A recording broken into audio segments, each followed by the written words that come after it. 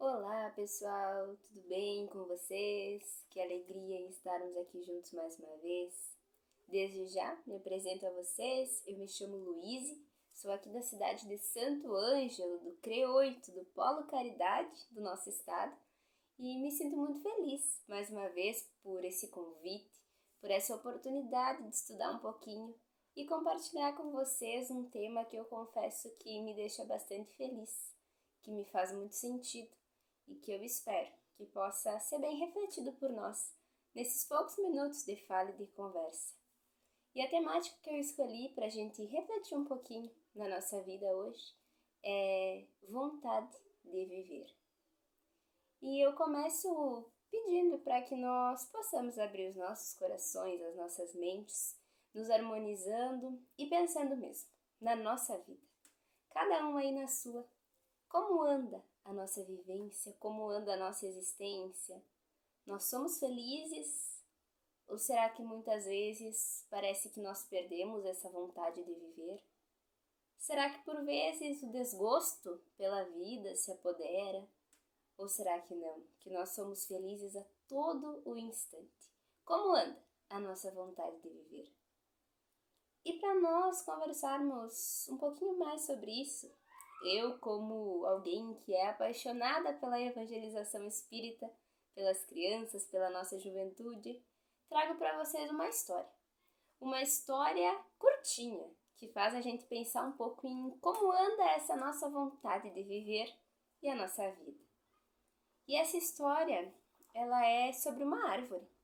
Sim, eu confesso para vocês que eu acho que a nossa existência se assemelha muito ao processo do desabrochar de uma árvore, né? Que começa tão pequenininha, tão sementinha, que precisa ser plantada numa terra ideal, que tem o solo, que tem os nutrientes, precisa receber todo o cuidado e com o tempo, com paciência, né? Com esperança, vai se desenvolvendo pouquinho a pouquinho.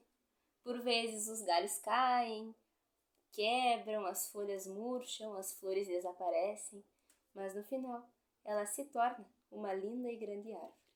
Pois bem, essa história é sobre uma árvore. Uma arvorezinha que começou sementinha e foi plantada lá numa floresta bem distante. Ela foi plantada num solo ideal para que ela se desenvolvesse. Um solo que tinha todos os nutrientes necessários para que ela crescesse firme e forte, com condições climáticas propícias, tudo ia muito bem. E aquela sementinha lá foi colocada. Com certeza, ela tinha o seu objetivo.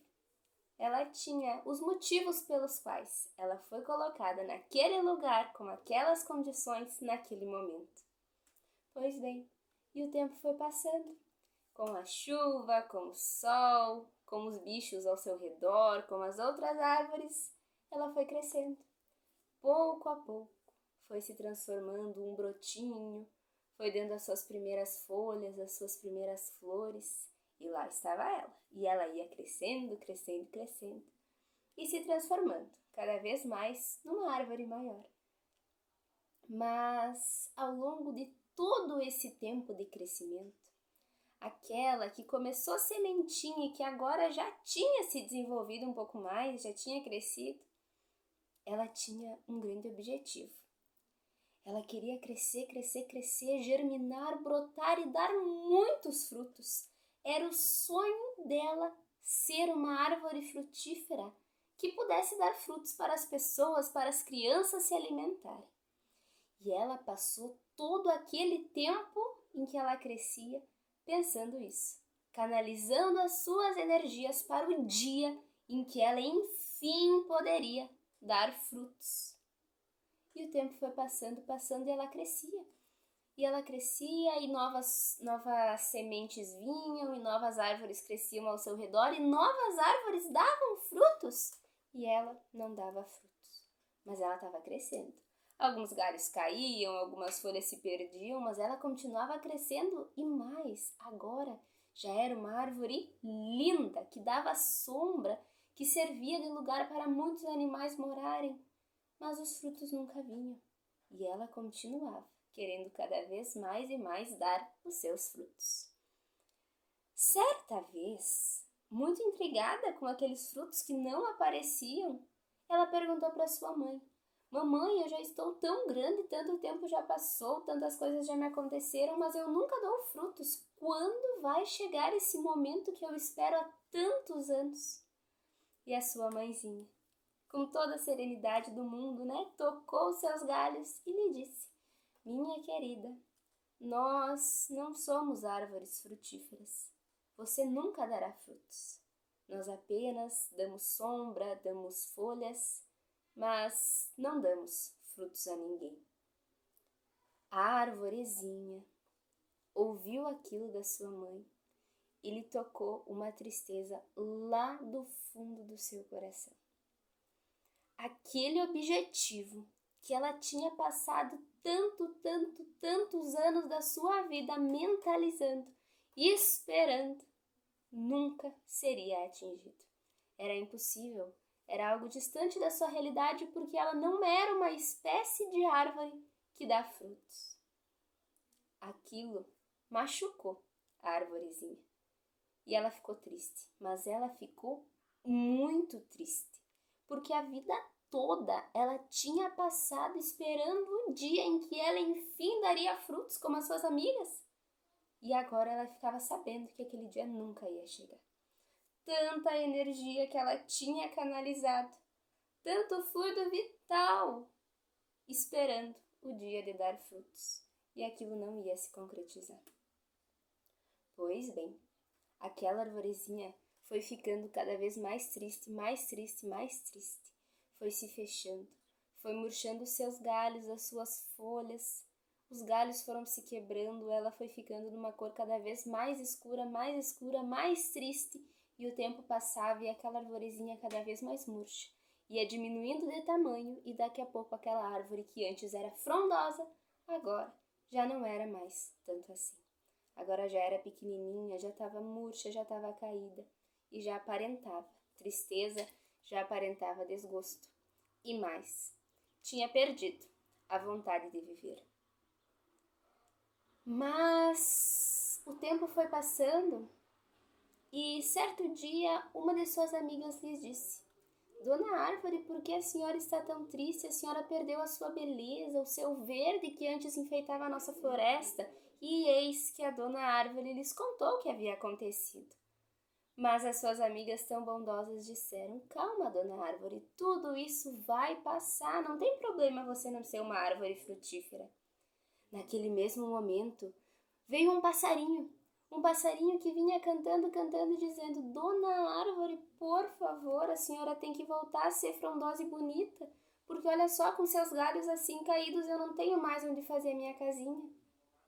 Veio também uma borboleta, que lhes disse: Dona Árvore, por favor, a senhora é muito importante, a senhora precisa viver, porque se você não existir daquele jeito, grande, frondosa, bonita e perfumada, eu não vou ter onde pendurar os meus casulos para poder fazer as transformações de novas lagartas. Naquele mesmo momento, ela viu crianças que corriam à sua sombra e famílias que faziam piqueniques. E então ela começou a pensar: poxa vida, eu tenho motivos para existir. Aquele objetivo que eu tanto queria alcançar não vai me ser possível, mas eu tenho outras metas, eu tenho outros motivos, outras razões que devem me impulsionar a continuar existindo, a continuar vivendo. Outros motivos e meios nos quais eu devo canalizar a minha energia, porque eles sim serão possíveis de eu atingir e me farão muito felizes. A partir daquele dia, a Dona Árvore entendeu que tudo bem ela não ser uma árvore frutífera, aquilo fazia parte da espécie dela, mas ela tinha motivos que lhe traziam vontade de viver, vontade, razão para continuar existindo. E a partir daquele dia, ela não mais viveu pensando, canalizando sua energia só para ser uma árvore frutífera. Não, agora ela sabia que ela podia dar a sombra, que ela podia dar folhas, que ela podia servir de casa para muitos animais. E aí sim, ela construiu em si novamente a vontade de viver. com objetivos reais, com objetivos verdadeiros e que lhe faziam muito feliz. A grande pergunta é, meus amigos, como nós estamos? Será que nós, muitas vezes, nos assemelhamos a essa arvorezinha? Será que nós estamos lá naquele estágio de árvores que canalizam a sua energia toda para atingir um objetivo que será impossível? Ou será que nós já estamos conseguindo encontrar os verdadeiros motivos que trazem vontade em nós vivermos? Onde nós estamos? Quais são os motivos que nós na nossa vida temos para continuar existindo? Para onde nós estamos canalizando a nossa energia? Para objetivos reais, verdadeiros, ou será que para objetivos que não são verdadeiros e que não são importantes? Bom, mas pensando nessa história, não poderíamos deixar de ver o que Kardec e os amigos espirituais lá no Livro dos Espíritos nos falam sobre essa questão de vontade de viver, né? Como nós conseguimos trazer a doutrina espírita para essa nossa historinha? E aí, nós vamos lá para a questão 132, em que Kardec, pergunta: qual o objetivo da encarnação dos espíritos? E os benfeitores espirituais são categóricos em nos dizer que Deus lhes impõe a encarnação como fim de fazê-los chegar à perfeição. Amigos, pensando na nossa vida, no que nos traz vontade de viver, temos que ter em mente que esse é o objetivo verdadeiro, o motivo real que deve nos impulsionar a continuarmos vivendo, a termos vontade de viver, chegar à perfeição. Ainda na questão 167 do Livro dos Espíritos, Kardec nos questiona qual o fim objetivado com a reencarnação. E os espíritos novamente retomam essa questão do progresso afirmando: expiação, melhoramento progressivo da humanidade. Sem isso, onde a justiça? E aí, amigos, refletindo na nossa vida e pensando nessa historinha da árvore, nós já sabemos qual é o nosso maior objetivo, ou seja, aquela razão maior, aquele motivo maior pelo qual nós devemos viver, para onde nós devemos canalizar a nossa energia, que é o nosso aprimoramento, a nossa transformação moral e os cuidados do espírito. Sabendo isso, vai ficar um pouquinho mais difícil de nós perdermos a vontade de viver e, pelo contrário, nós vamos cada vez mais querermos lutar por esse objetivo, buscar a nossa perfeição, nos formarmos pessoas melhores. E isso tudo vai preenchendo o nosso ser espiritual, que tem consigo isso na sua essência, e assim, a vontade de viver, de continuar existindo, é cada vez mais forte. Mas muitas vezes, sim, ao longo desse processo de crescimento, de desabrochar das nossas árvores, nós passamos por quedas, nós passamos por desgostos, por desafios, né? E isso faz parte também do nosso crescimento, como bem superar esses desafios. Muitas vezes esses desgostos são ainda maiores e a gente vai ficando lá como uma arvorezinha, né? Vai se fechando, se entristecendo e daqui a pouco estamos fechados em um casulo e muitas vezes com muita dificuldade para sair dele. E aí nós voltamos ao Livro dos Espíritos, na questão 943, em que Kardec nos pergunta: bom, mas de onde nasce esse desgosto pela vida que sem motivos plausíveis muitas vezes se apodera dos indivíduos? E os espíritos nos falam: efeito da ociosidade, da falta de fé e também da saciedade.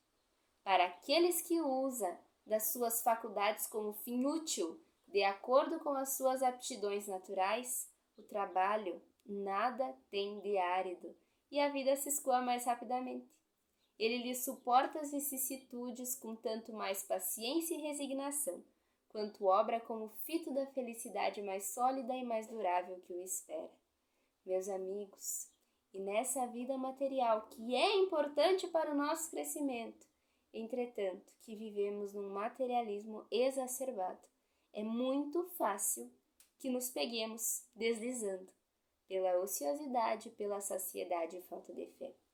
Por vezes achamos que não, porque essa nossa vida é tão rápida, é tão veloz, nós trabalhamos, nós estudamos para atingir isso, para atingir aquilo, para conseguir um emprego, para passar num concurso, para fazer a viagem, para ter uma família, e nós achamos que nós não estamos ociosos, nós não estamos saciados, afinal estamos sempre em movimento. A grande questão é, aqui, ociosidade, saciedade e falta de fé com relação às questões espirituais e morais, que são aquelas que são o verdadeiro objetivo da nossa encarnação. Quando nos pegamos ociosos, saciados e sem fé com relação à vida espiritual e ao nosso aprimoramento moral, é aí que surge o desgosto pela nossa existência. Portanto, meus amigos, trabalhemos.